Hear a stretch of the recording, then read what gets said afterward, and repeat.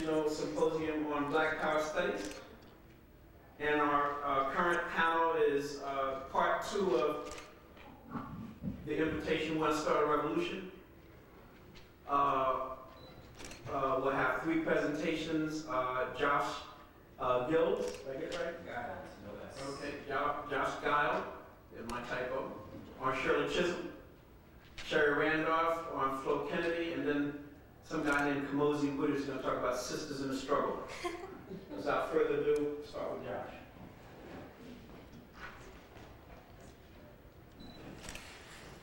Good afternoon. Good afternoon. Good afternoon.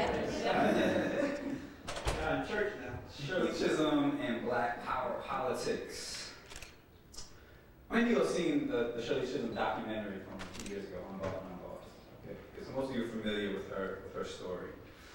I want to sort of try to situate her in the context of Black power, Black radicalism, and kind of long Black freedom struggle we've been talking about over the past couple of days.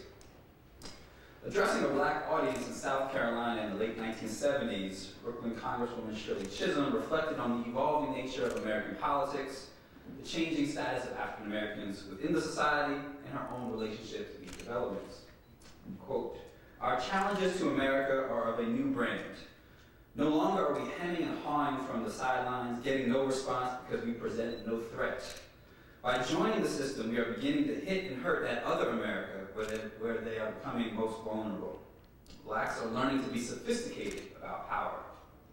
Here, Chisholm spoke to the particular challenges of the historical moment, a time following the major legislative advancements of the Civil Rights Movement, when African Americans and other marginalized people were attempting to convert these victories into some kind of concrete political power that could affect in significant ways material change in the lives of poor and working people. Black candidates were winning seats in city councils, in city halls, and like Chisholm herself, in Congress. But in the end, what did it all mean? To quote Chisholm again, "The truth is that we have learned that the man doesn't pay attention unless we have something he desires. And to be perfectly honest, the Black community has little influence, money, or resources. But what we do have, and what they need, are our votes, and the ability to organize Blacks in this country, which in the end usually adds up to power for their purposes. By playing the power game, we are not selling out. I speak to you now as a member of Congress, as a former candidate for the Democratic presidential nomination, as part of the establishment, if you insist. But the fact is I'm here, a Black woman, doing what I'm doing is evidence enough that I haven't conformed. I'm fighting from within the system because there's no other place for us to fight. There's no other way for us to survive without destroying ourselves in the process." Chisholm went on to argue that the mere voting into office of Black faces was in and of itself insufficient. If we continue to live, quote, "If we continue to live under a system that systematically denies human values and destroys the environment that sustains life without speaking out," end quote. Such uncritical political activity, Chisholm argued, would not bring about the kind of wholesale change and collective reordering of the society that she envisioned. It would not make the existing political system more representative of the people, and it would not respond to the insistent provocation posed by the student revolts, the women's movement, and the Black Revolution. But Chisholm contended, quote, "By affirming and fighting for the values that are life-sustaining, Black politicians and Black votes can become the vanguard in a movement to save this country." Shirley Chisholm was not a revolutionary. Nor, however, was she simply a reformist in the delimiting, pejorative sense of that term, as some of her movement critics would have it. Still, as both the first Black woman elected to the United States Congress and the first woman and the first Black candidate to seriously contend for a major party presidential nomination, neither was she simply a historical footnote, the answer to a trivia question that begins with Barack Obama. I want to suggest instead that we understand Shirley Chisholm as a radical. Throughout the conservative counter-revolution of the late 1960s and 1970s, Chisholm was an unwavering advocate for women's equality and reproductive rights. She was a consistent crusader for poor and working people. She spoke out unequivocally against America's endemic racism and its militarism. As a sitting legislator, Chisholm courageously defended the rights of Black radicals like Angela Davis and Joan Bird. and won the endorsement of the Black Panther Party during her run for president in 1972. But more than anything, by standing for the fundamental right of everyday people to determine their own futures by participating in the political process, Shirley Chisholm represented what I call a radical democratic politics of possibility. Chisholm emphatically believed that politics, and by extension the right to shape the power to shape the world, should not be the exclusive preserve of the wealthy, or of men, or of a single racial group. As a consequence, she used her campaigns to open a door through which people could imagine themselves as legitimate stakeholders in an imperfect American democracy. Chisholm was passionate, she was outspoken, she was intrepid, and certainly she was ambitious.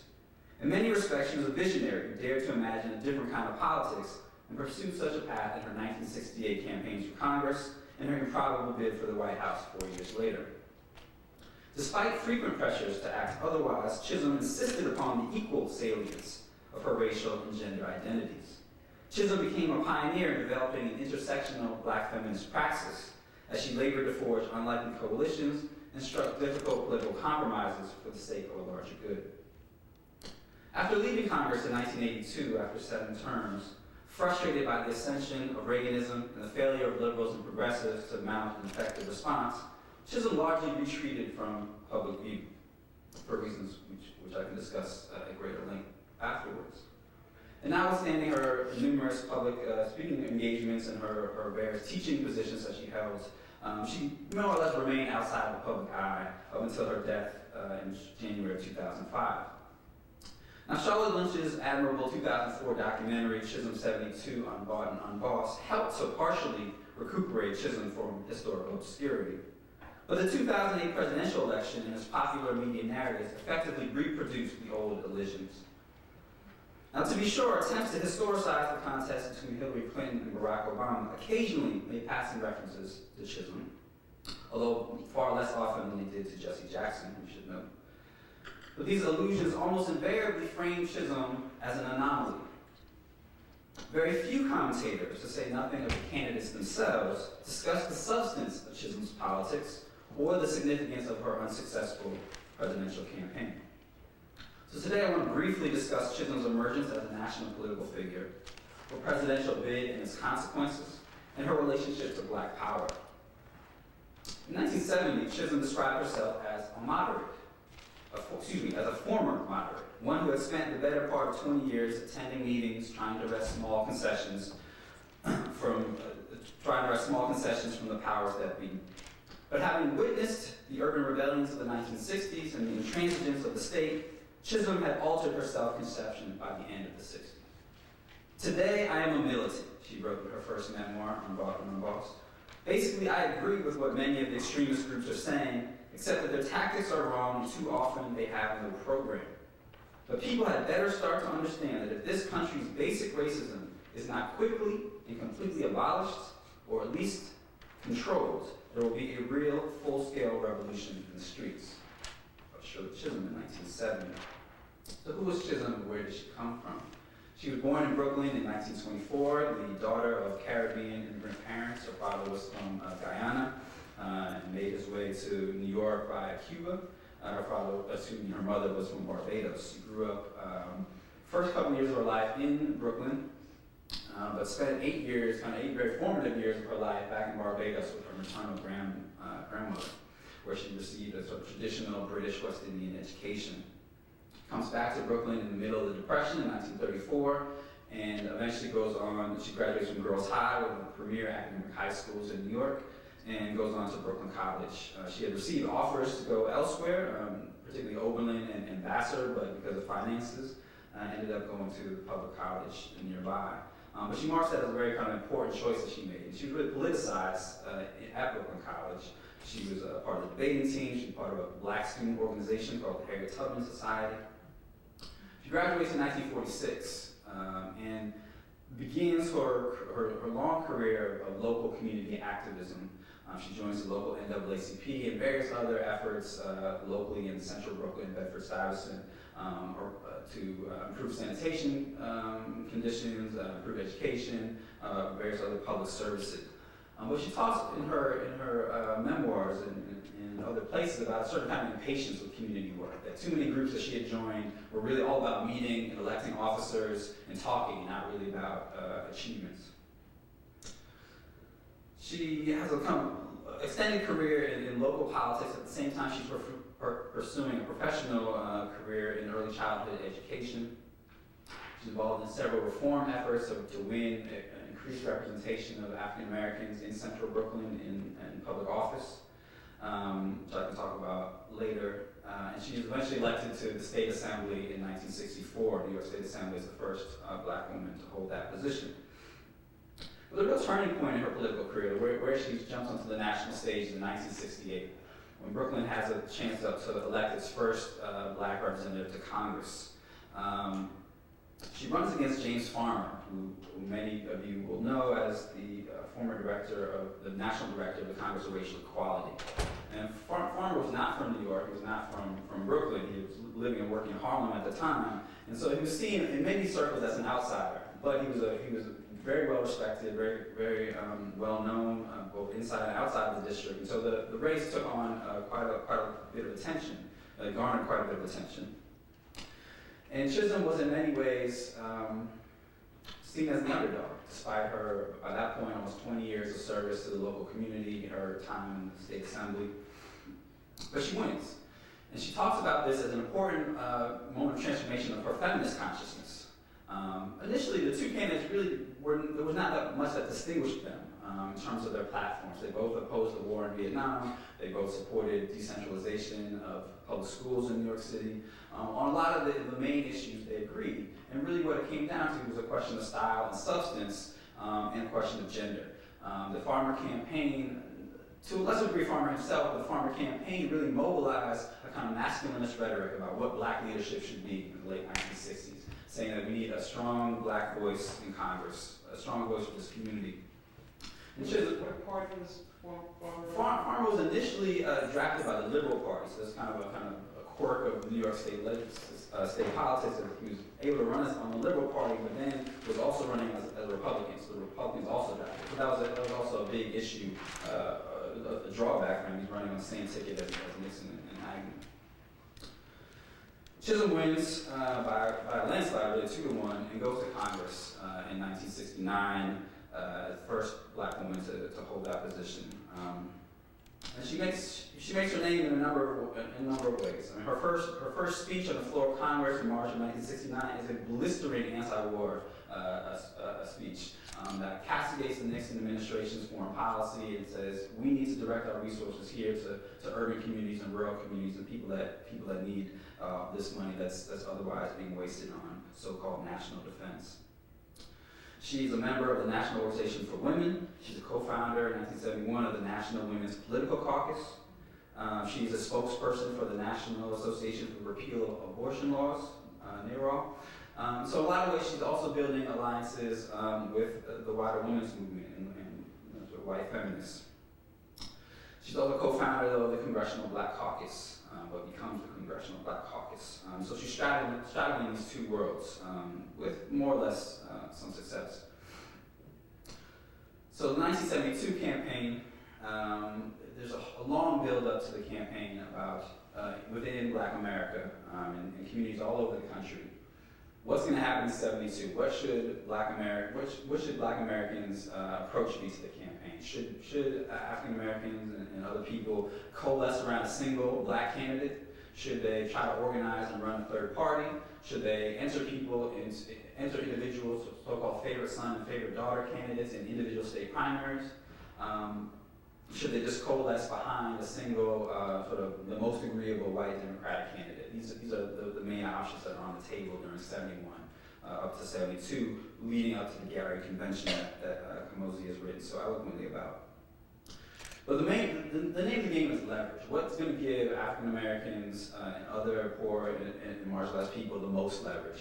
And Chisholm, for the most part, is on the sidelines of these conversations. She absents herself from these conversations. She believes that, number one, she believes that she's the most qualified candidate, the one sort of best positioned, with a kind of best position on the issues to represent Black people and wider constituencies. But she also feels quite strongly that no one's going to take her seriously, that many of the male leaders who are holding these conversations, Reverend Jesse Jackson, Mary Baraka, Julian Bond, Walter Fauntleroy, and other local folks are not really going to take her seriously. So she more or less stays out of it. She does not go to Gary, which is I would argue quite a strategic mistake. She absents herself from Gary, doesn't attend. In fact, she had already announced her candidacy in January of '72 at the Gary Convention in March. She tries to cobble together a fairly unlikely coalition. And it's a coalition of young people, college students. The voting age has just been lowered to 18. Spanish-speaking Latinos. She's the only candidate running that year who spoke Spanish. Women and minorities, broadly construed. But the real kind of backbones of her campaign, the linchpins, if you will, are women, many of whom identify as feminists, not all, and black radicals. And this is almost an impossibility to kind of hold these two poles together.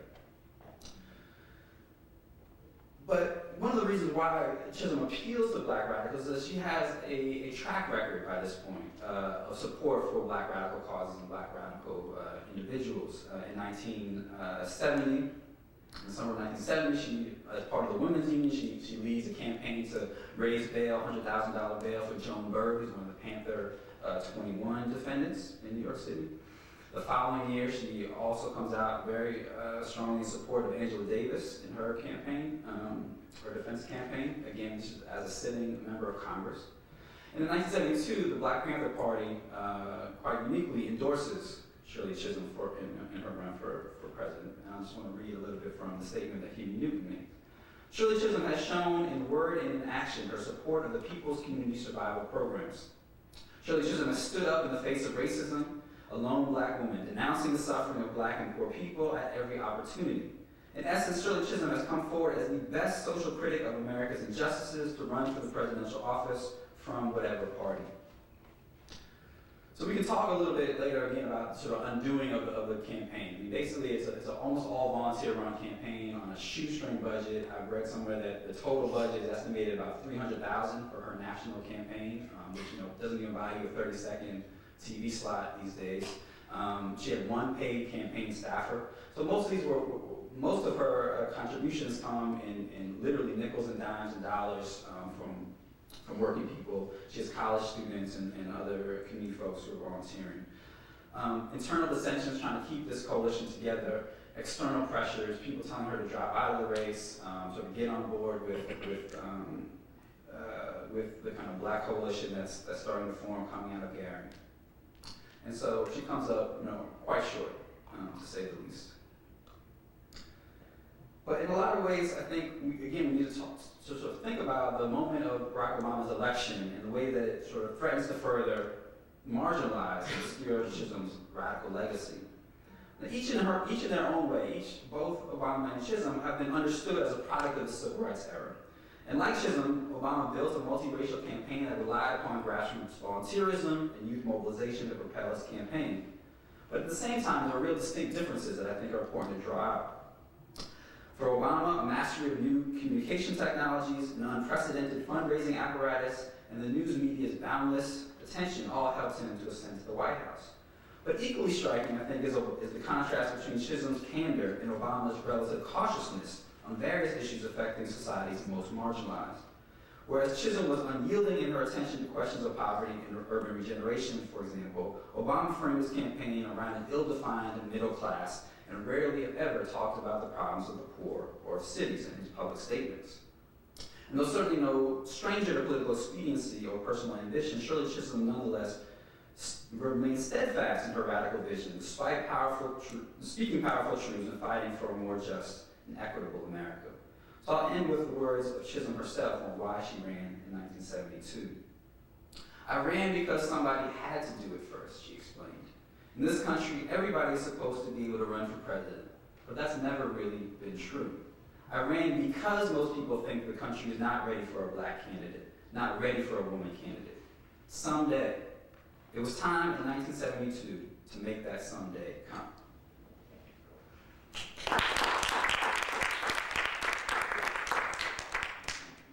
And we're going to leave the stage so Sherry can do a PowerPoint.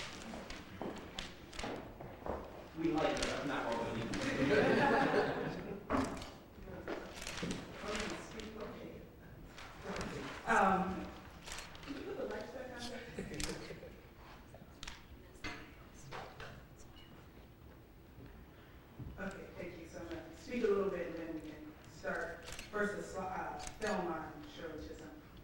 Shirley Chisholm on Flo Kennedy.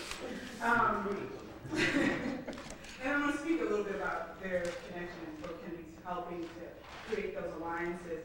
But I wanted to first make the people from MXGM stand up, because if anyone is interested in activism, or if you have kids that you want to put in New African Scouts, then you can definitely see us. We do a lot of work in New York City, but we have chapters in all over the place in California and DC. So you can see Ina, we need to stand up. And definitely my work in MXGM, informs my academic work. If you look at my, well, it's a secret, but this is being filmed. If you look at like my footnotes, like it'll say conversation with Lovely Prairie, like that's at a Unity brunch. So, it's definitely informed and helped to illuminate my work in many ways. And even my recent interviews with Asad Shakur has been because of my connection to MXGM. So, all right, so I'm gonna speak about Flo Kennedy, and I counted, I think 10 of you have seen this presentation, so act like it's new. So I usually ask, with the exception of the 10 people who either helped me to edit the piece or who saw the presentation, how many people know of Flo Kennedy? Okay, you've seen this presentation. Okay.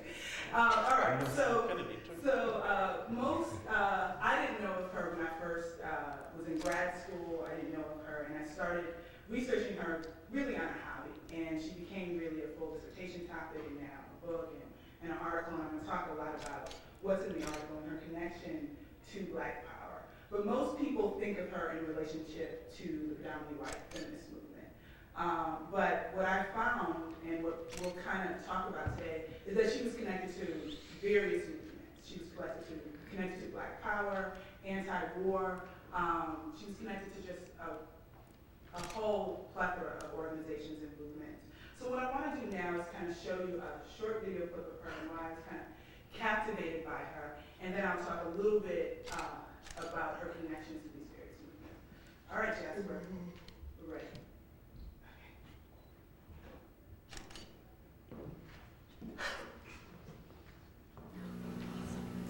These are supposed to be the silent 70s. No more massive protests, rioting, or fiery rhetoric of the left. The country is more or less at peace with itself and the rest of the world. Well, there are some people who are never at peace. Professional, full-time, instinctive gadflies. Such a gadfly is this person, Florence Kennedy, who calls herself Old Black Flo, and is ready to take on the establishment at the drop of one of the many outrageous hats she wears.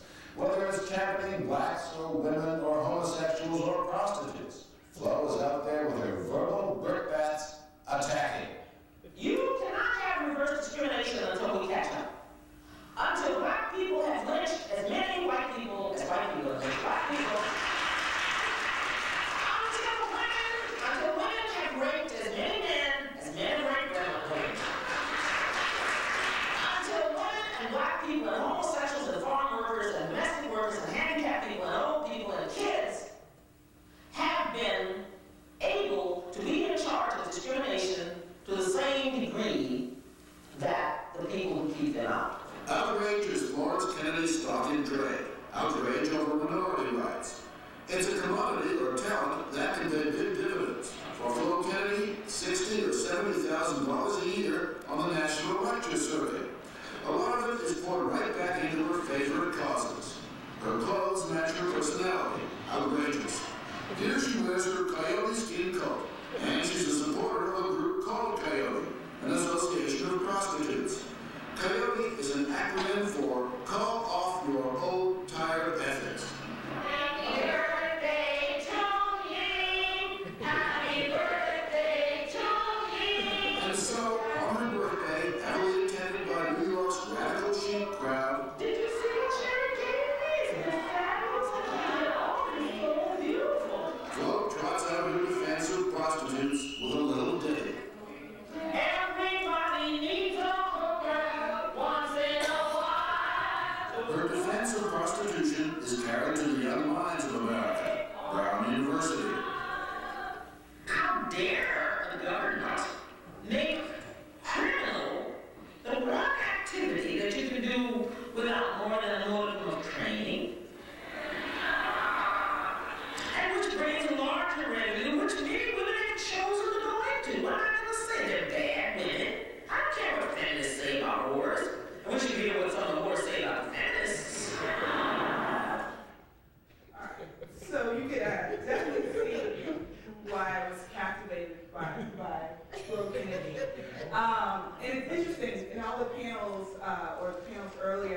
I believe Kamosi said this, that, you know, part of a lot of women activists' job is kind of to make themselves invisible, and Flo is the exact opposite. She very much wanted to make herself visible, despite different forces trying to make her invisible. And what's interesting in the historic, the history that she's now written out of a history that she's very present in. And actually, if you look at the New York Times in that moment, if you look at CBS, I mean, I never had a bad research day with her. She's really present at most of the major marches that we think of, a lot of major organizations, a lot of the main pivotal moments, like Newsreel. I can just go through and I'm like, oh, there she is. And so she was very visible, but yet, to a certain extent, historians and scholars have kind of written her out. So my work is somewhat resurrecting what is pretty obvious, and I just kind of follow her path. But for today, what I want to kind of focus on is the way in which she uses Black power. She's a feminist, calls herself a feminist in 1966, which is really kind of different for Black women to use the title in 1966. She joins now, she's one of the founding members. But what I want to talk about is how she used Black power to frame her understanding of feminism. And it's really, to be quite honest, not too unique for Flo Kennedy. This is really what Black feminists were doing. They were centering anti-racism in their understanding of other forms of oppression and in their understanding of ending sexism. So for this presentation, what I basically want to talk about is 67. I'm going to isolate that year. Because in 67, she's a member of just numerous organizations, and I'm going to kind of look at how she goes and forms alliances and jumps back and forth between all these organizations. But first, I want to just give you a little bit of background of some of her activism.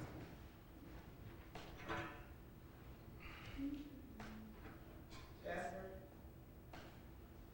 It's not moving forward. It's moving forward further. Well, it's Jasper coming down. Try the arrow. Try the arrow. The arrow keys. The arrow keys. Help me, Jasper. At the bottom. Yeah, that's what I'm pressing. It's not coming. Well, I'll speak a little bit. So she's involved, and she's active way before the 60s, even though that's her kind of heyday, is the 60s, 70s. No.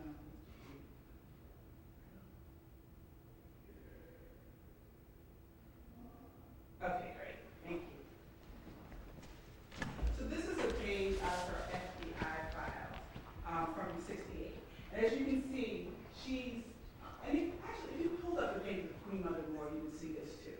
So I want to emphasize her unique qualities, but also how she's very similar to a lot of Black women in the period. So she's organized in the Socialist Workers Party, she's in the Communist Party, the Black Anti-Draft Union, Jeanette Rankin Brigade, East Side Forum. I mean, you could pull out a page where she's literally within one day going back and forth between meetings and really confusing the FBI and the CIA. Like, where does this woman stand politically?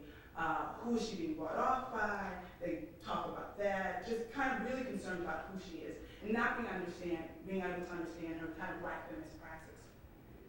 She goes on and she becomes the founder or the founding member of numerous organizations. This is just, a very short list. The Media Workshop, NOW, the October 17th movement that I'm going to talk about, the Feminist Party, MDFO, the Committee for the Non-Neglect of Daniel Patrick Moynihan, goes on and on. And the Feminist Party is actually the party set up to help Shirley Chisholm's campaign and to actually bridge some of the alliances that Josh talked about between Black power and the women's movement. But I want to move into 1967, and she's helping to really build the Black Power movement at its real nascent stages. And this is the Black Power Conference that's really built upon, and this is 67, summer 67, really built upon the Black United Front. So you see various different people from H. Ralph Brown to Monica Ringa to Jesse Jackson. What you don't see in this picture are all the women, Verda Mason, Mark Rosner, Flo Kennedy, who are actually running the meetings, doing the press, sending out pamphlets, and actually making a lot of connections and building up this movement. So we also want to go back to NOW that she's the founder of, in the very same moment. So like when we're looking at NOW was formed in 66, the New York chapter was formed in January of 67. That's Flo helping to organize one of their very first protests against the New York Times. And you see like T. Grace Atkinson and all of them. And she actually was one of the main people insisting upon, that they do active protest in the early stages. There was some debate over not wanting to get public attention, too much public attention. And she insists on public protest. So let's go back to the Black Power Conference in Newark. So this, when I first, actually really early on, I used to present on this a little bit differently. The press and the media and some of the notes noticed, and I wrote Kamosi about this, and I was like, do you know about this skirmish that happened at the Black Power Conference, where basically Black Power activists were insisting, and this became a mantra, that Black journalists cover Black Power events. Some white journalists were asked to leave, and I assumed Flo was involved in this somehow.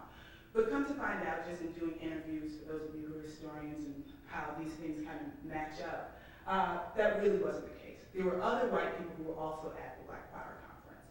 And Flo was organizing a workshop, again around media, because that's a major emphasis that she had on critiquing the media.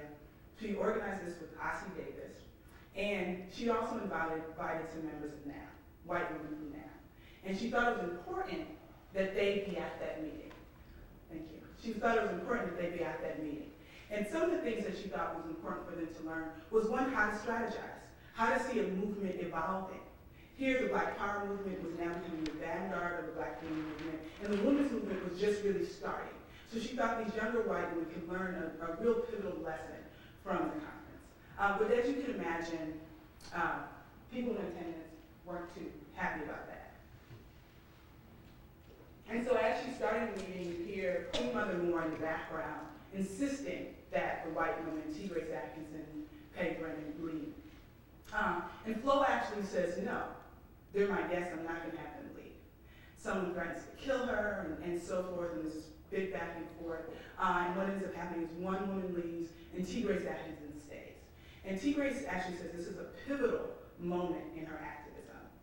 Pivotal in how she started to view the women's movement. So not literally literally she said, we copied. We listened to them make resolutions. How did we think about revolution? And we literally tried to emulate that in our own practices. Not more than maybe 2 weeks later, there's a conference, because also one of the things that Flo Kennedy helps us to see is kind of overlapping movements. So there's a Black freedom movement and Black power that's going on. There's a women's movement that's also rising at the same moment. But also there's the New Left movement. And the New Left is really stunned by the fact that the Black Power movement is now taking the lead in the vanguard. And they have these questions of, what are we going to do? What happened to our beloved community? And there's a conference that happens in Chicago, not a few weeks after the New York conference, that's really aimed to pull Black power back into the fray. How are we involved in activism with Black power? And Black power activists are involved in this conversation too. They're brought on pretty late in the game, but yet people like Flo Kennedy, Floyd McKissick, Julian Bond, from civil rights, that would be people like, let's see, there's so many people, people from the NAACP and so forth, write a letter basically asking Black power activists to come out to this event. When we get to the conference in Chicago, one of the things that happens, and historians are a little bit inaccurate about this, Black people then form a Black caucus, and they insist that they've been let out, not actually included in the whole process of the conference. And if they're going to be included in the conference, they're not going to just be included as bodies. And so one of the things that they want, support of the Black Power Conference resolutions, organization of white civilizing communities, support for all wars of national liberation. And this is the real sticking point. They want 50% of the voting power on all convention committees, even though there are only 20% of the population at the committee. And that, of course, that even gets national attention. The New York Times writes about it. Now Black people are forcing white people to lick their boots, and now we're slaves to the Black Power movement. So this was a big commotion. And the Black caucus threatened to walk off. In that same moment, a women's caucus is also at the New Politics convention. Now, this again is where historians kind of are incorrect. They say that the Women's Caucus forms in the same moment that the Black Caucus forms. There's already a Women's Caucus. And there's already a Women's Caucus because there's already Women's Strike for Peace, and there's already kind of in a new left an idea that women can organize against the war. But one of the things that they asked for is they're now emulating Black Power, and they're like, we want 51% of the vote because we're 51% of the population. Flo is actually really interested in this. She's sitting on both sides of the fence in this. So she's going to Black Caucus meetings, but in the same moment, she's also sharing a room and talking to white feminists who are in the Women's Caucus. And she's pushing them to underscore the importance of feminism and racism together in anti-imperialism. Let me skip down to the last slide here. And how she sees really the feminist movement, and this is really key, and this is key for Vernon May Smart Grosvenor and various people. She sees the feminist movement as an arm to help the Black Power movement. And if you can see in this quote, and one of the things that they kind of give out to the audience that's at this conference, they're asking new politics women to think of feminism in that way, to think of it as an arm of the Black Power movement. And she also says that now is an organization that you could come to that's challenging racism, sexism, and the war. And of course, for those of you who know the history of NOW, they weren't too interested in that, and Betty Friedan wasn't too interested in that. And this is actually a note I got from NOW's papers. This is done without consulting membership, so they were very upset. So when they get back to NOW, in New York, T-Rays, the women who were at the conference, are very excited about Black Power becoming a center of NOW's functioning. So they have a conference, they have different panels, they bring different people from the New York Black Power Conference, different people from the New Politics Conference to NOW, and they start having discussions. Again, these are the people that Flo is influencing, kind of a younger generation. If you're familiar with women's studies and historiography, these are like what becomes radical feminists. And then there's the older generation, if we keep to these kind of rigid boundaries, liberal feminists who would be people like Betty Friedan, the like. And these people, the Betty Friedans, kind of the leadership of NOW, they're not really happy with the idea that Flo is influencing the organization to be more Black Power centered and also be against the war. And so here are the notes that are basically by the leadership, kind of summarizing what the Black Power leaders said. And you can see there's kind of a bastardized mimicry of Black dialect. You are oppressing me is their basic, what they take away from that speech. With Vernon May Smart Grosvenor, they said, did she come? Basically, they're giving a speech, it's insane. It makes no sense. So they're really not, the leadership in NOW isn't supportive of this. And of course, as you can imagine, Flo leaves. And she leaves with T. Grace Atkinson. And again, women's studies and women's history, this is a pivotal moment. These women leave NOW, younger white feminists are said to leave NOW to separate, and they're forming their own movement because NOW will not move in a progressive way. Really what we know through looking at Flo is that younger white women did leave. Flo was the only one who left. The Black woman was 4 years old. She leaves, and she's pushing the organization, she's pushing white feminists outside of the organization as well to start coming up with their own organizations that center Black Power. And that really, now we look at it, would be Black feminists, predominantly white Black feminist organizations.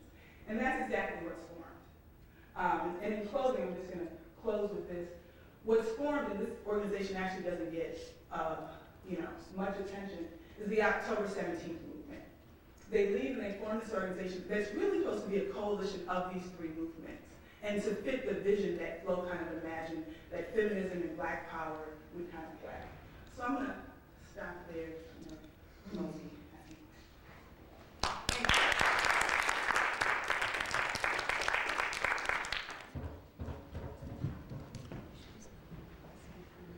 We could do stage light again. Oh, that's good. Yes. That was good.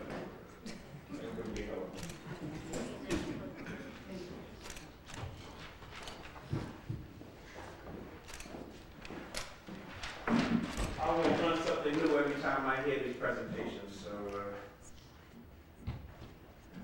Okay. have the same feeling. Let me say I had mentioned this new paradigm change we're trying to usher in Black Power studies. And I'll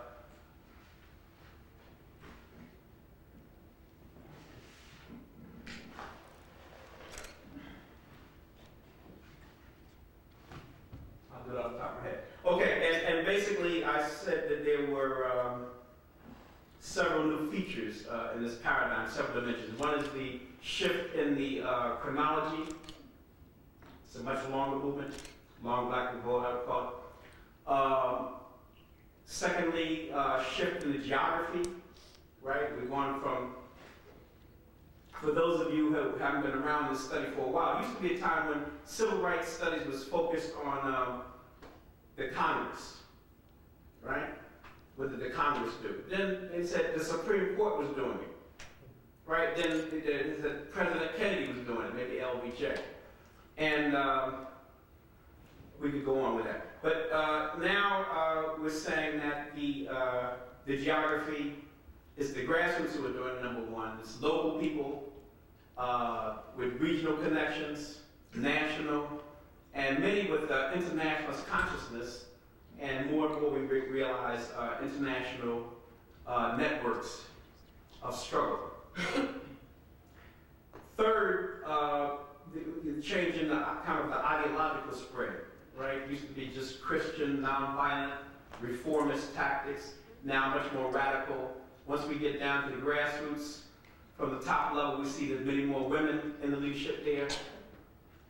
And then finally, the point I'll come to that I mentioned yesterday, but didn't elaborate on, is the shift away from a cultural poverty paradigm, which always had the struggle in the North coming up short because now we're drug addicts, we're bad mothers, we're all those things that Moynihan signifies about Black America. Pathological riots and all stuff like that, instead of meaningful struggle.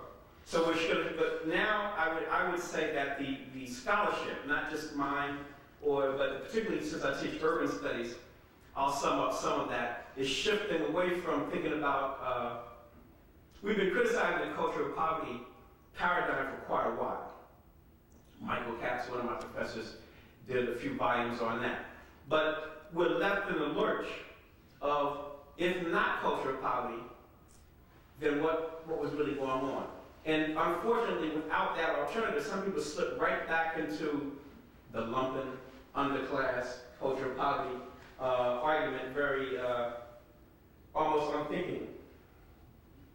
I get choked up now.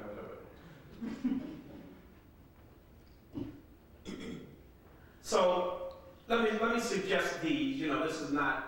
I wish I could say this was original, but I'm just reading the literature. If you read what all of us are writing, I would say that at least 7 dimensions of this is going to sound unorthodox, but I'll say it. There was basically a profound Black cultural revolution in America in the 20th century. Right? I know nobody else said that, but that's what was really going on. And I'll give you 7 dimensions of that, and you can imagine it as a pyramid with 7 steps. The foundation, obviously, the Black exodus from the South is escaping from white terror, widespread white terror. Rape, lynching, dismemberment, all kinds of terrorism. And that Black exodus causes a Black cultural revolution as people are moving. The first dimension you see, and we've got a lot of scholarship on it, I just mentioned Faith in the City by Angela Dillard is one, is there's a spiritual reorientation of African Americans, right? I mean, just cite the shift. There's a fight that goes on in the Black churches from going from spiritual music to gospel music. It's a profound change in the ethos of Black spirituality.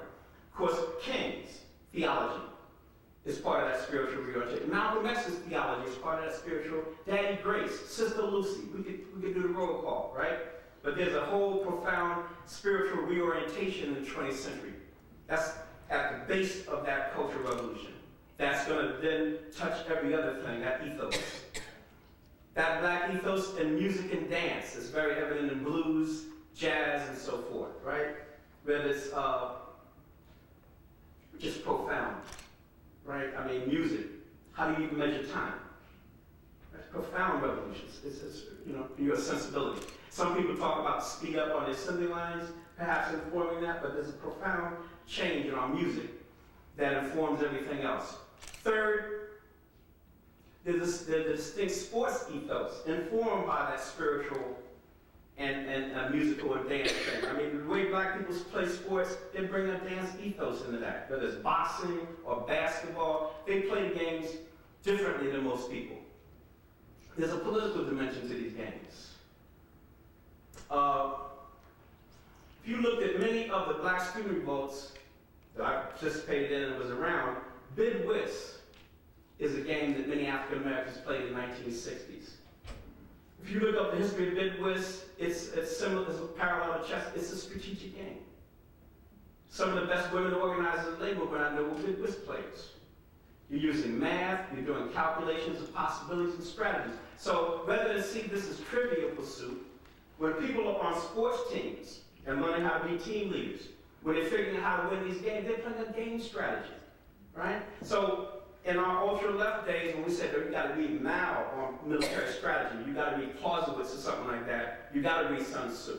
That's cool to read that, but most people have already been playing games, strategic games. So start with what's familiar to them, right? They checkers or whatever, they're playing strategic games, right? They're making calculations that they then bring into all these movements. So I don't want to just say, we were just playing basketball. Fourth, a rich labor political tradition, including working class and grassroots intelligentsia, based in the black community and not beholden to hostile institutions. We had UNH Harrison, Socrates of the Black Renaissance. We know now that the new Negro Renaissance starts in the labor movement, right? Harry Hayward writes Negro Liberation, 1948, where he tells you, he reports, there's a working class cultural revolution going on in America. That's not on our radar screen. I mean, of course, what's the sister, Nutfer, wrote that book on Chicago Black Renaissance, where she lays that out. But why was that so hard for us to see? That was sitting right there. Gwen Brooks comes out of it, Catherine Dunham, Sterling Stuffy's mother is there. We need more of that. But that largely a working class grassroots movement, cultural, intellectual, and so on, so forth. Fifth dimension, a neo-African literature, drama, and the arts. There's an old book that when I joined the movement, the Black Arts Movement, Larry Neal told me to read a book by John East John called The Neo-African Literature, that's what it was. And he lays it out very quickly. Some people say it's old school. It is. However,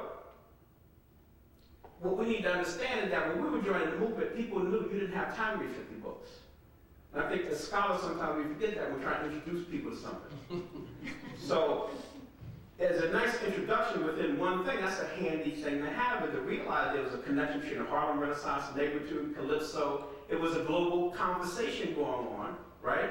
About literature, what is our literature, who is our audience, all that was going on there, and it lasted for quite a long time. That was the fifth. The sixth is Africana Studies. Whether we call it Negro History Week or, the Association of Study, all that was the birthing of Africana Studies, and from the community.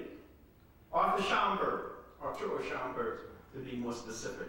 All these, UNH Harrison, all these were lyceums and things like that, revolutionary schools that were in the community first. Black studies starts in the community, among working people. And we really underrated the intelligence of that great mass of people who were producing the wealth and the culture and all the people who were later going to go to college. And then seventh dimension, to defend this kind of way of life, was the Black Revolt, right? That, okay, here you had this culture, you had new religious traditions and spiritual orientation. There's a whole new music, sports. We could go on so. But we were weakest in the political realm, right? Either you had no representation in many places, or you had sellout representation, with only a few exceptions. So the Black Revolt had to carry much of the weight of what we call what Touré called a political leader is representative of your culture. When black leaders looked around, when the black community looked around, whether you were in sports or the church, stuff like that, you looked at the person supposedly representing you in Congress, they didn't represent your culture. I mean, they might have been representing Bach or the Godfather or some other culture, but not African American culture. So, and to my mind, of course, Adam Clayton Powell would be in the tradition of a political leader who represented the culture. But I would say that one of the sterling examples, I'll do a couple. Tawny Jones, Vicki Garvin, Malcolm X, Paul Robeson, right? And the Cold War basically erased that narrative, right? So anyway, those are the seven things. And when I say there was a black cultural revolution, I'm not just whistling Dixie here. But we could do a bibliography. I hope some of you are aware of that. We'll put it on the line for the people who don't have that bibliography. We'll make sure that bibliography is online. But believe me, there are 20 or 30 books on each area that I've just mentioned here, right? And I'm not even going to take the 5. And what we need to do, but if you read the, sad to say, even the new volumes on African American urban history, okay, I might check. Okay. I love a book called Land of Hope by James Grossman. Land of Hope by James Grossman. So I taught that, I was teaching an urban and ethnic history thing, and it made me read that book differently. And I looked at the meta-narrative, kind of the story behind the story of Land of Hope, and I realized I was teaching Moses Richkin's The Promised City, about Jews in New York. James Grossman borrowed the meta-narrative of the Exodus from Richkin's The Promised City. Basically, it's the story of people escaping from terror someplace, being transplanted and having a cultural revolution. In the case of Richkin, it's Jews escaping Europe, coming to New York City, and having a Yiddish revolution, a cultural revolution. Yiddish theater, the music, journalism, etc., etc. Grossman borrowed the first part of that meta-narrative, then stopped short of saying, what did black people do when they got to Chicago? So you have no idea that black people had a blues renaissance in Chicago when they got there, which you all know happened, right? Then there was a dance renaissance, there was great journalism, all kinds of newspapers emerged, etc. All the features that Richkin lays out for the Yiddish Renaissance in New York were tenfold happened in Chicago and in other cities in the Great Migration. We're undertelling that narrative. And right now, all of the books on the Jazz City and blues in Chicago are over here. And urban history, mainline urban history, has no reference to the culture that happened in those cities. And without that, either people fall back or it's assumed that there was a culture of poverty when they got there, when actually they transformed and enriched those cities. And the person who's doing that work, and who's quite pronounced about it, is, I think his name is James Gregory, who tells you there's a profound cultural revolution, and he's looking at the census, right? He gives you, I'm giving you the cultural features of it, but he told you in terms of income levels, and particularly women's role in that, right? And at the very same time, on one hand, attacking black women for taking the role that they're taking, women's incomes have been, black women's incomes in the North were revolutionized during that period of time. So he's saying this is the wrong strategy, but it was a winning strategy the women at the grassroots were doing, and that's why we ended up with a black middle class going to college the next generation, because they made that decision. So I'm gonna give you the 2 back. But, and I'm gonna leave it there, and I think we can open it up for comments and questions now. Thank you.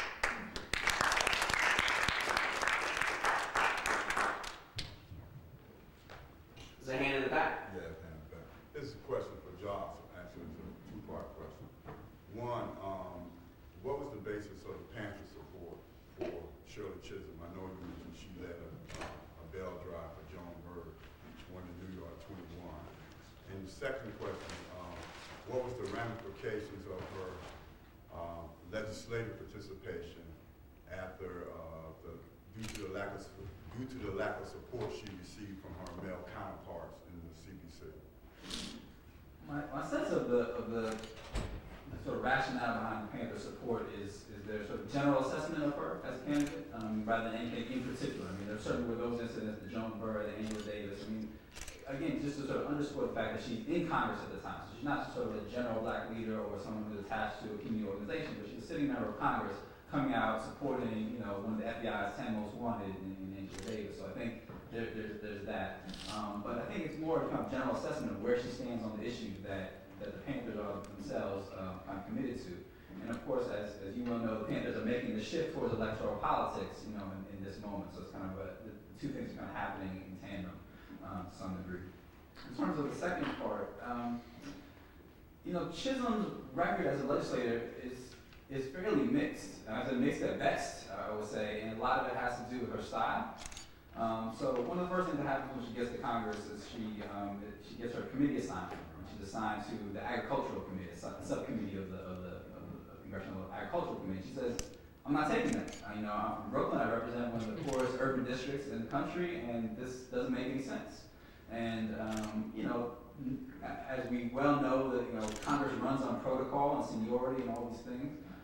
That's the foundation of the Old Boys Network. So she's able to get a more favorable committee assignment. She gets assigned to Veterans Affairs. But I think that's sort of emblematic, right, of what she is and is not able to do. She is lauded by her constituents and sort of by black voters around the country for taking that stand, but it doesn't endear her to her colleagues. And the way things happen in Congress is deal making. And so I think, so that's sort of one part of it, kind of personality. The other part is just the kind of political moments. Democrat, we have Nixon in the White House, Ford in the White House, the kind of brief Carter moments, and then Reagan. And so it's kind of constant uphill battle for Democrats to kind of push through any kind of social legislation. They're really trying to sort of stem the tide of what Nixon is trying to roll back. And I think, again, a lot of her frustration and why she leaves Congress in 1982 is feeling kind of embittered. Bitter that they weren't able to do more, and bitter that she individually wasn't able to get more support from some of these male leaders who distanced themselves from her in 1972. Do you know Ron Gelin, since he has strong ties to the party in the Oakland Bay area, and he's probably, many people saw him as one of the more radical members of Congress, black or white. Where did he fall on that? He supported her initially. He was sort of one of the only members of the CBC and kind of prominent black leaders, male leaders to support her up until the convention. And it's a very kind of poignant story in Charlotte Lynch's film when Ms. Chisholm, who's being interviewed, looking back, talks about that support. When Dellin sort of pulls back his support, she feels. There's two parts of the interview. There's one part of the interview where she's talking back, 40 years later, but there's another contemporaneous interview right after the convention, when she's talking to her supporters, and she actually chokes up crying because she feels the emotion. She knows the pressure that Dellins was under to not continue to support. She says, "Tell Ron to call me. I understand why he did what he had to do."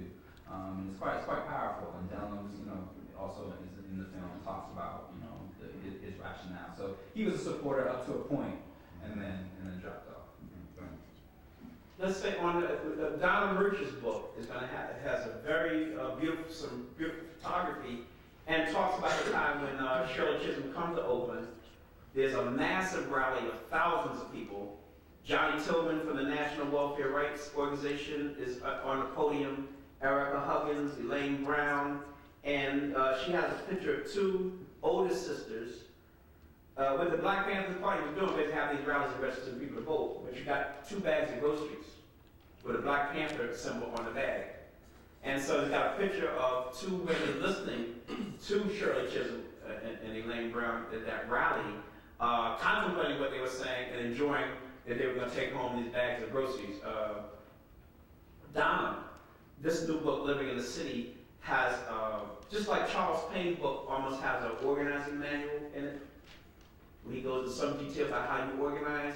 Donna, in this book, particularly in that campaign, shows you how the Panthers organize people And one of the brothers she interviewed actually was from the Philadelphia Black Power movement, who took SNCC tactics and integrated into the Oakland campaign. He did block by block organizing, but she goes in some detail about the kind of organizing.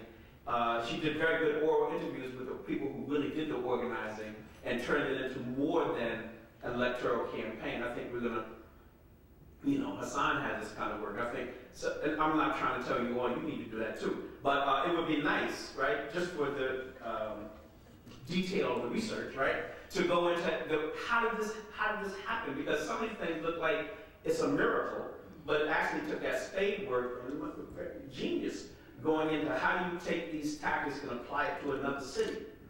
And too often we have to interview the organizers who actually did that. And in this case, she actually located that it was a Philadelphia leader who actually came there, transplanted, and introduced that, and it was quite effective there. And it kind of helps you understand why the Panthers were so successful during one period of time, and because they were doing a very different kind of political organizing. And also, you're talking about Sultan Ahmed. He has continued that organizing from the Panthers days. He's a major political operative in Philadelphia. You go in his office and he has everybody from Huey Newton to Bill Clinton and others there. He was quite instrumental in Obama's success in Philadelphia as well, using this very same grassroots organizing tactics. Yeah, so sometimes we're looking at the White House or City Hall, and the people right in your community that had the genius to make that happen. And she had the wisdom to actually interview him, which I think. His slave name prior to the Muslim name is Herman Smith. Yeah, that's his name. I saw in the manuscript. For Sharik, do you know if Flo Kennedy at any point had the ability to impact the lives of particularly black women in some of the nationalist circles as she was able to participate in some of the Black Power movement discussions? Was she able to transform or push forward any of their experiences? Let me take this question, like how did it work when she was a feminist in these other circles? Okay. I find no record of her having the same type of arguments in black national circles that she had in white circles. I think she was surprised, and I have something on my computer, and I use it to teach. She's surprised by what happens during Black Power and is curious. She's surprised, appalled, but it's kind of like, what's going on? What is this masculine thing? Because she's older. She's born in 1916 and now is in Black Power, so she's older than most people, in the movement who are leading it. And so when she sees this rise but she also, okay, so I say that. So she's surprised by it, and she kind of sometimes will lecture. I have a speech where she kind of lectures, and she asks a question to a few black women in Black Power movement. She's like, you guys are interesting. You just kind of sit back now. What's going on? The older generation, we weren't like that. But okay, what are you doing? Like, she's like, we were for women's rights. Kind of like, you're not for that, but let me figure out what you're doing. I think she's kind of interested in that, but still kind of, not using the same tactics to critique. But yet, I've interviewed some people who were like, outside of meetings, she was up in people's faces, she was critiquing that, but she also bought into some of it too. So that's the thing, she bought into, I think, and I try to write about this, she also buys into some of the ways that men should behave. And you see that if you look at kind of black feminism, it's a critique of some blatant sexism, but an interest in a man being a man sometimes. So I think she sometimes wavers in between that and tries to find a space for that at the same time thinking that black women should still have leadership, because she's always seen black women have leadership. So that's not new. That's in the civil rights movement. She thinks that's very common in the 1930s. That's common. So what's new to her is that women should have how much they eat. She's like, where is this as their revolutionary arm? That's new to her. So she's definitely critical of that. And she's critical about that. And so let me back up. She's critical about that in writing. When she writes, she's very active in trying to legalize abortion. And of course, there are a lot of black nationalists that come out against it. But there are a lot of black nationalists the Black Panther Party and some wings are very on step with that. And so she doesn't really necessarily think she's always going against all Black nationalists. So when she's critical, she's usually critical of the Nation of Islam. You know, and so like she was representing Assad Shakur. Assad Shakur's ideas about ending abortion are very similar to her. So I think she kind of hooked up with people who felt similar to her and would also critique, because when it comes to do with abortion, she has a heavy critique on that. But I have find no evidence in meetings her taking the same type of tone that she takes with white feminists or white people. Yeah, and Flo did a lot of one-on-one with Yeah. us, right? I mean, a lot of the politics was infra-politics, so she would, you know, she wasn't afraid to talk about it in a meeting, but she was still, before the meeting, Right. over lunch, she's still talking to you, and we always had to come to Flo, because she knew how to do things and we didn't know how to do. Mhm. So we started the Rainbow campaign in '84. The first person we went to, you know, we didn't have any money in New Jersey. And the first fundraiser we had in the state of New Jersey was at her, she organized a mansion, and we must have raised $50,000. So she was the person you had to go to. And so even though she, you know, there might have been some philosophical disagreements, she was our reference point, right? I mean, you know. But she was quite generous. I mean, she wouldn't exclude you just because you're acting like a moron, but try to bring you along. Exactly. Because, you know, it's really, you wasn't like you would exclude her. You were in her house, right? She raised the money, you were gonna learn, right? And we did learn. And the Black Women's United Front is very much influenced by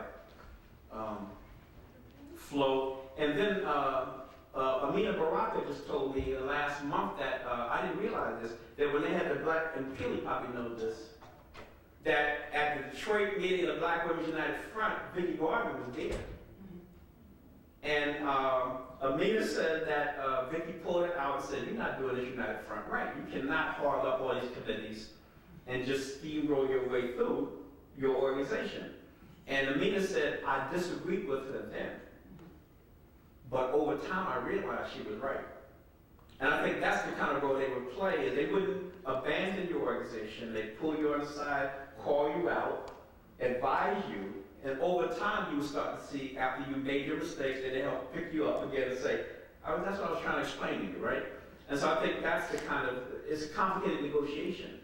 But, and I think also in the case of Flo, she wasn't, she was a lawyer and a fundraiser in her main capacity. So I think on the day-to-day being in Black nationalist organizations, she didn't have to operate and be looked at in certain ways, but she didn't teach the politics that was coming from, but she was kind of looked at as a leader that had all these resources. So maybe she didn't experience some of the things that other women might have experienced in organizations. It's kind of similar to the way that, what's her name, Ula Taylor's doing with Sonia Sanchez. Sonia is a member of the Nation of Islam, but her membership is very unique compared to the other one because she's not in just one temple. So it's a different kind of membership. And yeah. Somebody else had? Yes, sir. Yeah, I was wondering if both speakers could comment on Shirley Chisholm as well as Flo Kennedy's internationalist sensibilities. Like, did Shirley Chisholm have where was her stance on foreign policy? Was that part of a big component or a small component of I would her? say relatively small outside of the Vietnam War. I mean, Vietnam War was a huge issue for her, so that's consistent. I think the other area where I've seen her, the most of her sort of outspokenness is around Haitian refugees, trying to alter refugee policy in the Caribbean, sort of late 70s into the early 80s. But she wasn't necessarily, that I've seen, engaged in anti-apartheid, beyond maybe sort of the kind of basics that one might expect from her ilk. I think she helped us in the ALSC, I'm almost sure, though. African Liberation Support Committee. We got endorsements from her. Did you want to answer? Yeah, and I think for Flo Kennedy, definitely Vietnam was a big issue. She also went to Australia several times trying to get rights for Aboriginal people. She was very interested in that and kind of imported some problematic things, like, but was very instrumental in trying to fight for that. Why Australia? Why? Well, they contacted her. So her involvement in the feminist movement her on the radar. But when she comes with it all. So she was quick. They probably invited her to critique sexism, but she came and also critiqued, of course, the racism that was also there. So Australia, and So then who invited her? it was a national women's conference. So these are Australian feminists who invited her. Right, exactly. I see. Who were inviting her, and then she came and spoke basically on behalf of Ireland, and they, she has various letters back and forth of how she can continue to support that. And then lastly, I was thinking she was very interested in, well, Black Power is a global, it's touching globally, and it's trying to connect people, and so she was very interested in that too. And so I was talking to, what is your name? Yeah. What's your name? Swan, Quito Swan. Quito Swan. Quito Swan. Yes, I was talking to him about that. She was also with Queen Mother Moore. What's interesting in my presentation, I talked about how she had this beef with Queen Mother Moore. They were actually very close friends, and actually Queen Mother Moore doesn't like this to be known, so people are working on this. That Queen Mother Moore secretly, publicly she was against feminism. She would, anytime, I interviewed someone, they were like, Queen Mother Moore yell at me too.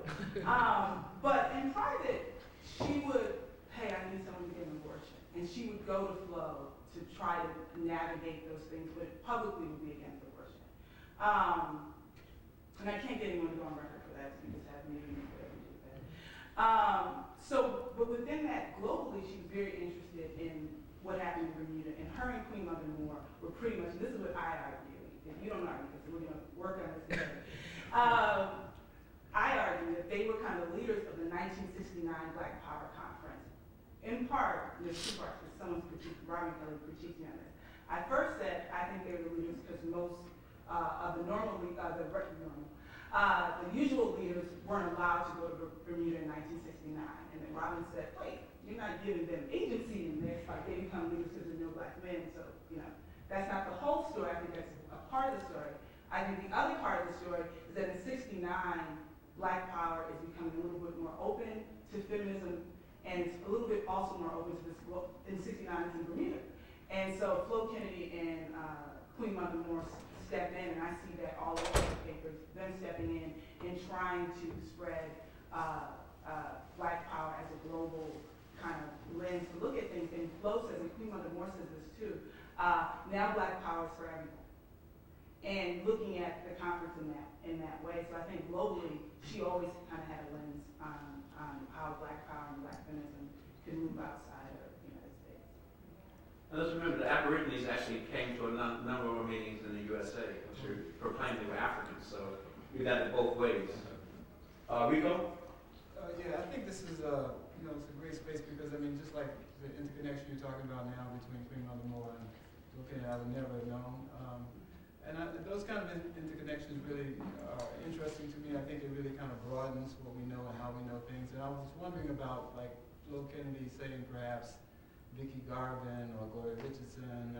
Those kinds of things that I don't necessarily know. Are they there? Is that known?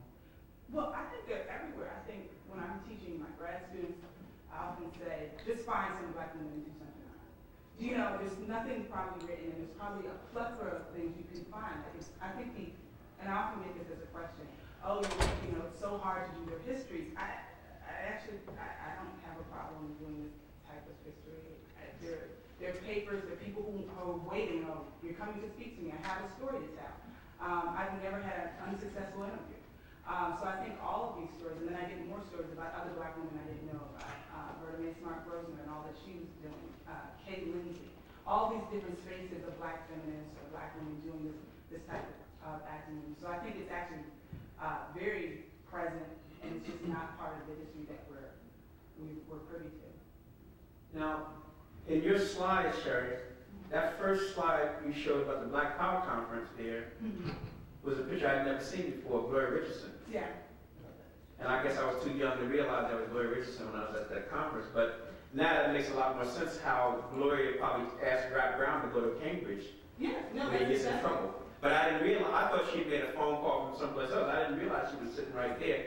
And okay, so my critique is I just looked at the New York Times coverage, and yours was the Christian Science Monitor. Right, so I had never seen that before. So that connected that dot. I mean, that's the first time I saw that. I hope y'all know it was Gloria Richardson sitting there at that press conference there. And from that conference, Flo then goes and she's the lawyer for H.R.F. Brown and for the charges that he's brought up on. So there's all those connections, and she goes with them, and white feminists go with her too to find an alliance on the charges that he's brought up on. I think the best framework for us to do is to stop focusing only on organizations and think of these people as members of a community who had different ideologies. So yeah, they might disagree at a meeting, but they all go back to the same segregated school, right? And that's the level at which people might disagree and have different religions, but they all live in the same community. Jesse Jackson and Farrakhan live in the same community. This shouldn't be surprised that they knew each other all these years. And I think the way the right framework has framed, we're just up in the air somewhere. We don't exist in a particular location. So the hand back here. It's kind of common. I don't know if it's the answer to the question, but Roosevelt Braun, who chairs the Black Power Conference, seemed to be very open to women and youth in his circle. So it's possible that he was just even more open to, not even fighting that space or just accepting or embracing that. The Australia connection to Roosevelt Braun, a few days later after the conference, is interviewed by an Australian radio station. And members of the Advancement for the Aboriginal League in Australia hear him on the radio, and they ask him to come to Australia, which he goes. So, and then that also leads to them coming to the CAP a year later. So I don't know if that's like an overlap with Flo Kennedy too in the same process. So maybe like the relationship between Roosevelt Braun and Flo Kennedy might tease some of it out too. I'd like to talk to you some more about it. That's a space, like how was she received in Bermuda, that kind of thing. Yes. Hi. I just wanted to comment. I went to an all-girls high school that had a lot of stress on feminism, but they never ever taught us about this kind of stuff. And I was just wondering, when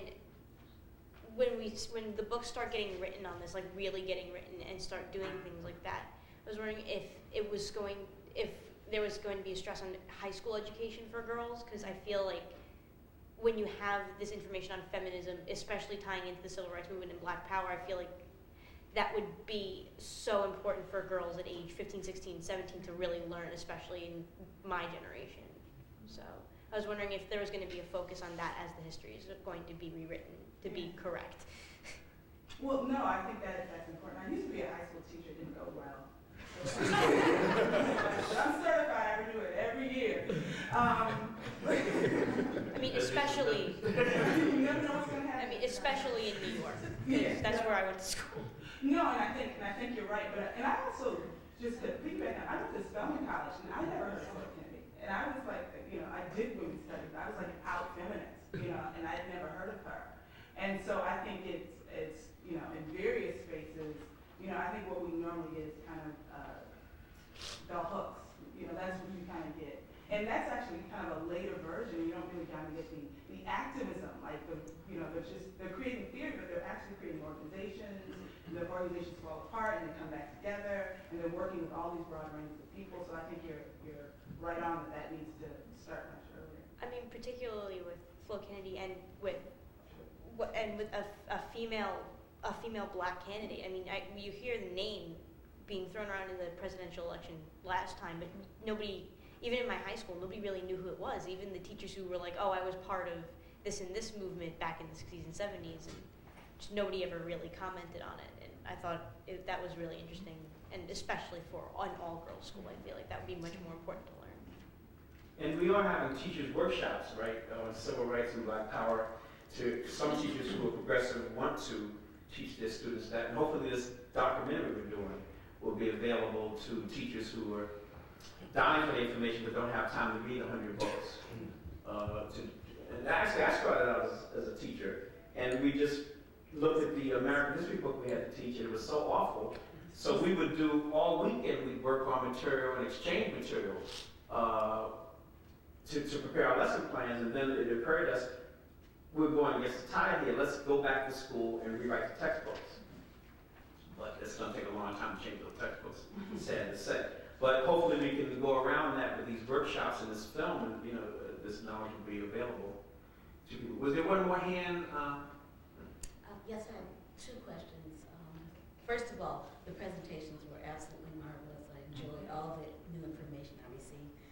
I'm interested in understanding Flo Kennedy in the earlier years in relationship to things like Scottsboro, for example, and in relationship to the activities of the radicals in college at that time in the 30s, and how she establishes priorities that would lead her to be known sort of for the sensational kind of thing about prostitutes as distinguished from, you know, from some other kind of thing. And then with respect to Shirley Chisholm, I'd like to know, after she decides that she's no longer going to be very active in politics and she becomes an educator, essentially, what are the things that she considers, or does she indicate are the markers for whether or not she's successful in what she is trying to do, and does she produce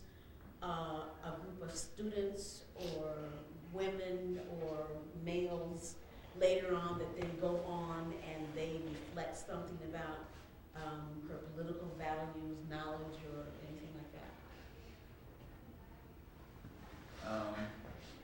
Interesting question. I mean, so when she leaves Congress in '82, her first position is at Mount Holyoke. She gets a sort of distinguished visiting professorship. I think it's renewed a couple of times. She later does some teaching at Rutgers. It's mainly undergraduate teaching. It's some public policy kind of oriented stuff as well. In terms of sort of producing students the way we think of in graduate education, I don't know that she did that. I'm sure she had influence just by. No, I meant undergraduate. Yeah, yeah. You know, a lot.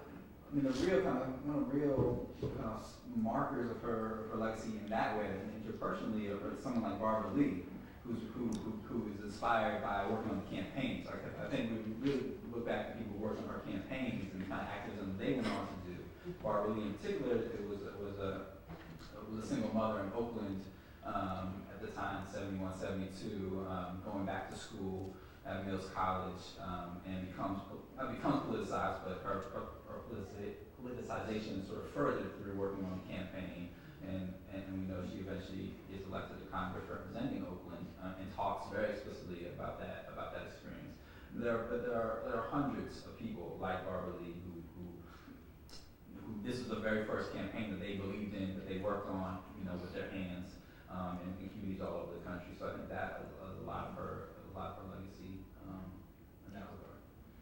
And just to piggyback on that point, Flo helped to form the feminist party that supported Shirley Chisholm, but they went further to support any woman or feminist candidate on like college campuses. So if you wanted to run for anything, then they would support you. But also what that kind of did, and I interviewed so many people who said that experience of just getting involved in like their local politics or their school politics behind Shirley Chisholm, and then saying, oh, I have to run for office too, kind of kept them active. And I interviewed several people, several professors now, several people who were just organizing that campaign really culminated for them, like kind of a jumping off point in their activism. And then your question about The earlier period. yeah, I'm just writing on that now too, so this is what I argue, so that might change. I'm trying to locate, now Flo, I think about her kind of like Fannie Lou Hamer. She becomes the most active in her mid-40s. Like when you know about her, and she's the most active. And so she's from Kansas City. She's there, she's born in 1916. She doesn't leave Kansas City until World War II. And the activism, and someone, I think it was Goldberg yesterday, who does the Iowa project, the Panthers in Iowa? Yeah, and he just kept saying so many things that sort of resonated with me. That she was in the Jim Crow Midwest. You know, Kansas City was very segregated. There were she was in a segregated school, and there were no colleges, so there's no thought of going to college. So her experience somewhat kind of emulated a Southern experience, but there were some differences because her family came from Alabama, so they were very clear that this was different, and that no one would slap them, and that they wouldn't be treated in certain ways. So I kind of center her politics in her family, and just the kind of showy, abrasive nature. That seemed to be, they had radio programs and they couldn't sing, and they would get on radio programs and sing songs, and people would write in like, why are these women out there? And they'd do some politics, but you know, they were very interested in kind of being kind of performers despite talent. And in her family, they kind of had a lot of individual battles. And I think you see this with Flo Kennedy. She keeps this individual, you can organize by yourself, it doesn't matter. And I think that comes kind of from her family that doesn't have necessarily a political base, but they were very much against any kind of racism or any kind of control being on their personal being. And so her father, and I just got his police like record, and that's like fabulous. You know, he's constantly getting into fights with white employers. And I think that is really kind of her political base, you know, standing up for yourself and so forth. Then when she gets into New York during World War II, that kind of finds the political home. And she's going to school, and she's basically reading actually a lot while she's in school, and she goes to law school, and she's living in Harlem and being affected by Adam Clayton Powell, going to his speeches. She's very infatuated on all levels with Adam Clayton Powell. Audacious. Yes, no, exactly. And infatuated with the way he performs and the way he captivates people with his message of black power, but also electoral politics. She kind of always keeps center. But she's not really active in the Communist Party, even though she goes on occasion, I can find. But I'm not quite sure about that. The FBI says she's at the meetings, but I don't know if that's true, to be quite honest. So I haven't been able to flesh that out. She doesn't say she ever goes to any Communist Party meetings in the 40s. But she is going to some of Adam Clayton Powell's rallies. She is interested in Ben Davis, the campaigns, kind of like the Popular Front efforts that are going on, that she's very much kind of informed about, and becomes really active, the most active as a lawyer, really defending jazz musicians. That's her real entree into the black political world. She defends Billie Holiday, helps them to negotiate contracts, and that kind of gives her an opening to other black activists. And Billie Holiday's working with Paul Robeson. Can you mention the Joanne Little case? What was her involvement in the Joanne Little case? You might be you know that part already? I don't have any information about her specifically speaking on that. I just now was involved in, you know. I mean, I could find her doing rallies. I don't know if she was in any way involved in the legal team, but she definitely, you know, sponsored things through the media workshop or whatever to support the Joanne Little case. Yeah, she was at the rallies like everybody else. She always signed, or you know, that was part of that work in the beginning, was just get the case out. And so speaking was very important at each rally. Which law school did she attend? She went to Columbia for undergrad and for law school.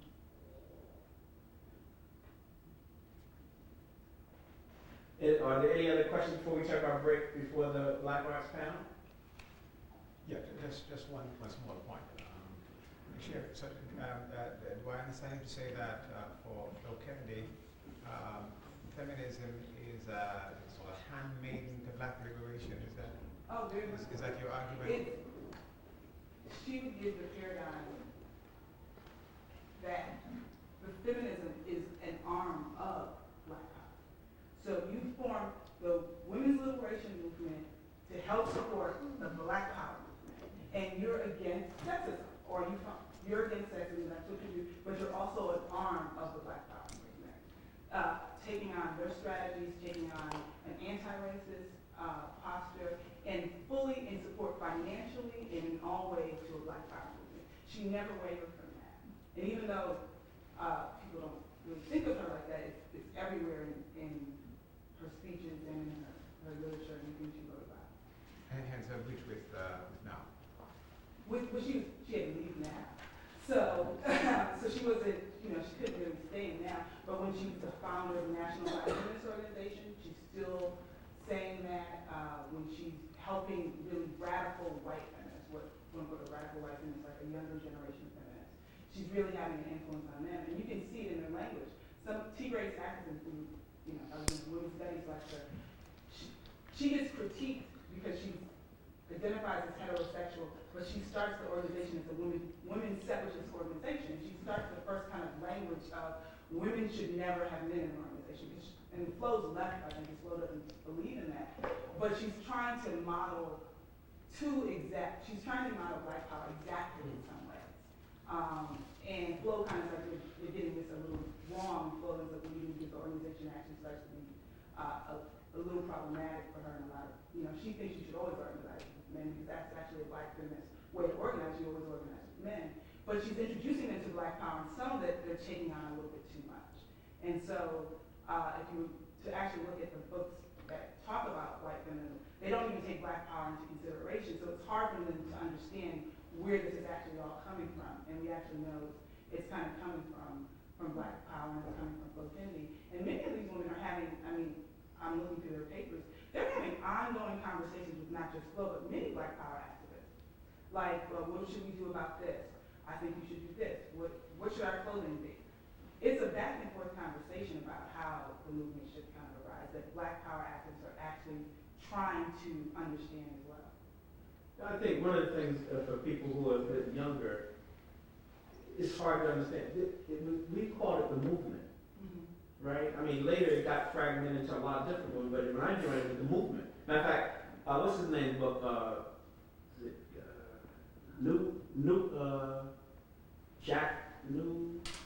The Prophetic Minority. Jack Newfield, Prophetic Minority. When I joined SNCC, they said to me, read this book so you understand an overview of who we are, right? And as you see there, he starts with the beats as one part of the movement. SNCC down south is another one of the movement, and it just lays out all these things as the movement, right? And so when I joined SDS, Eric Mann was my mentor, teaching me how to do door-to-door stuff he learned from SNCC. The meeting is in his living room, and when the meeting's over, I want to have coffee. He takes me to the kitchen, and there are 3 organizers from SNCC here. And then I joined SNCC. And I'm in SDS and SNCC. So I think, we were circulating memberships, right? So it was the movement. And depending on what issue it was, this group was the one who would lead that rally, right? So I think if we, in the books, we have each thing standing alone, right? But actually, these are community issues, and we all listen to each other, and you would take the lead on this anti-war demonstration. I'm going to focus on the draft. We're going to do the high schools here, but we're all meeting in community meetings. Then somebody said, we got to go to this anti-poverty meeting. And then somebody said, wait, you're going to tear a whole neighborhood down with urban renewal, right? But it's all, and later, the Modern Black Convention movement formalizes that assembly. But you're dealing with 100 different organizations that each have to support each other on a different issue. And I'm dealing with Newark, right? So that's a small city, but New York is even more complicated, right? But I think maybe later, some groups split off and don't meet as much anymore, right? But there is a long moment when everybody knows each other, particularly in a small town like Newark, and even if you disagree with somebody, it's going to become an issue that you feel you will support them on, right? And so that's why it's not unlikely that everybody's bumping into each other and everybody knows each other. And that's why we get these strange things with, during the Rainbow Campaign when the New York Times discovered that Jesse Jackson knew Louis Farrakhan. As if black leaders don't know each other on the south side of Chicago. And and the white narrative is interesting because Jesse Jackson was on the stage at Atlanta Congress of African People, shaking hands with Farrakhan in 1970. So the black world knows that, right? So I think that's one of the things for black power studies to watch out for, that white narrative that sees everything totally as fragmented and we don't know each other. Just start from the fact that they are communities. It's very unlikely, unless you blind Willie, if you didn't see the guy who lived next door or your kids going to the same school and stuff like that. That's just, because they got common problems. But we're going to give you 15 minutes before this panel to stretch